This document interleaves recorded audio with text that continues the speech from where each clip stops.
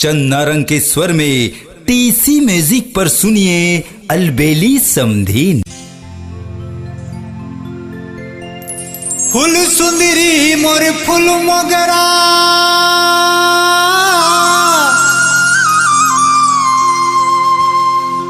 चंपा फूल चमेली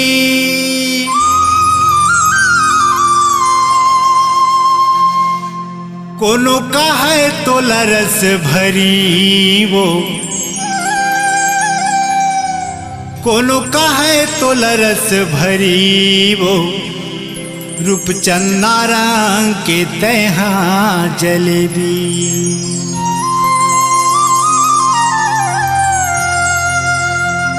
बर्फी कस दिखते वो वही तोर माते जवानी, हाँ बर्फी कस दिखते रे वही तोर माते जवानी, हाँ तोर माते जवानी हो, तोर माते जवानी, हाँ तोर माते जवानी हो, तोर माते जवानी, हाँ तोर माते जवानी, हाँ तोर माते जवानी, हाँ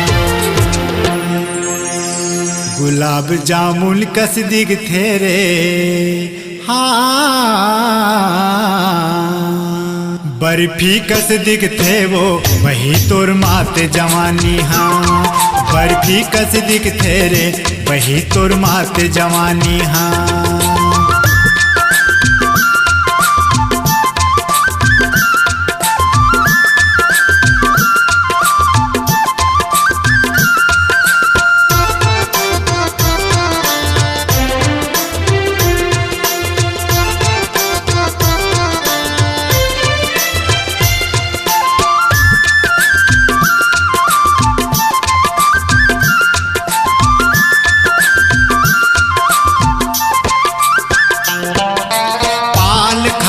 घूमत हावस कांवर धा बाजारो, कांवर धा बाजारो, कांवर धा बाजार, कांवर धा बाजारो, कांवर धा बाजार।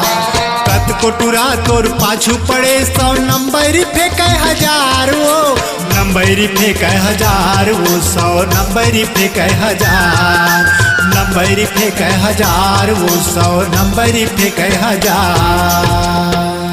उजला चिला कस दिखते रे, हाँ बर्फी कस दिखते वो वही तोर माते जवानी, हाँ बर्फी कस दिखते रे वही तोर माते जवानी, हाँ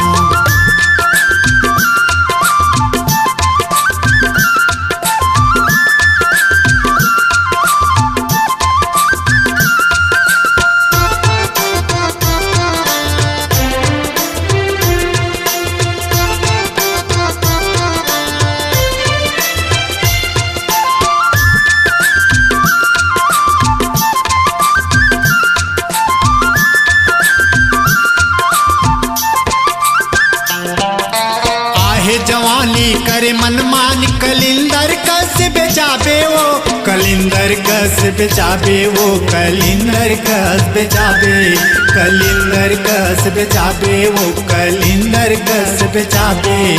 झलकर रूप के घमंड चूके गन्ना कस फेंकाबे वो, चूके कस फेंकाबे गन्ना, चूके कस फेंकाबे, चूके कस फेंकाबे गन्ना, चूके कस फेंकाबे।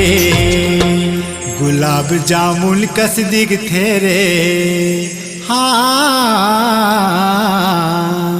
बर्फी कस दिखते वो वही तोर माते जवानी, हाँ बर्फी कस दिखते रे वही तोर माते जवानी, हाँ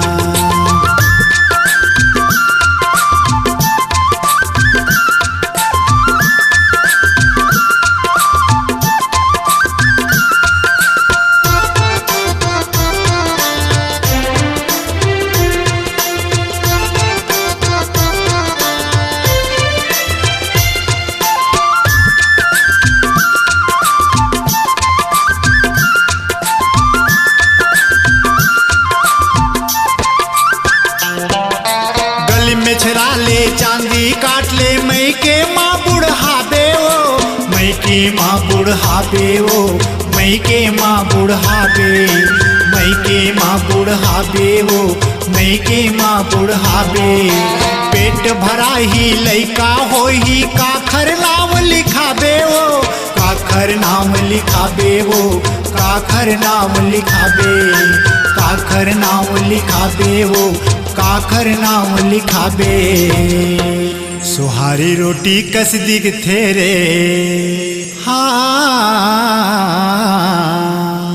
बर्फी कस दिख थे वो वही तोर माते जवानी। हाँ बर्फी कस दिख थेरे वही तोर माते जवानी। हाँ तोर माते जवानी हो, तोर माते जवानी। हाँ तोर माते जवानी हो, तोर माते जवानी। हाँ तोर माते जवानी। हाँ तोर माते जवानी। हाँ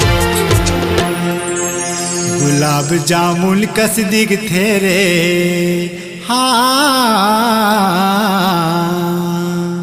बर्फी कस दिख थे वो वही तोर माते जवानी। हाँ बर्फी कस दिख थेरे वही तोर माते जवानी। हाँ तोर माते जवानी। हाँ तोर माते जवानी। हाँ तोर माते जवानी। हाँ तोर माते जवानी। हाँ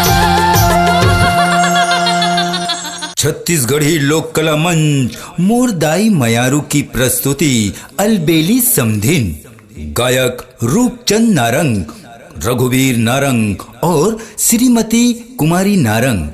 कार्यक्रम हेतु संपर्क करें मोबाइल नंबर 7869150364 7869150364।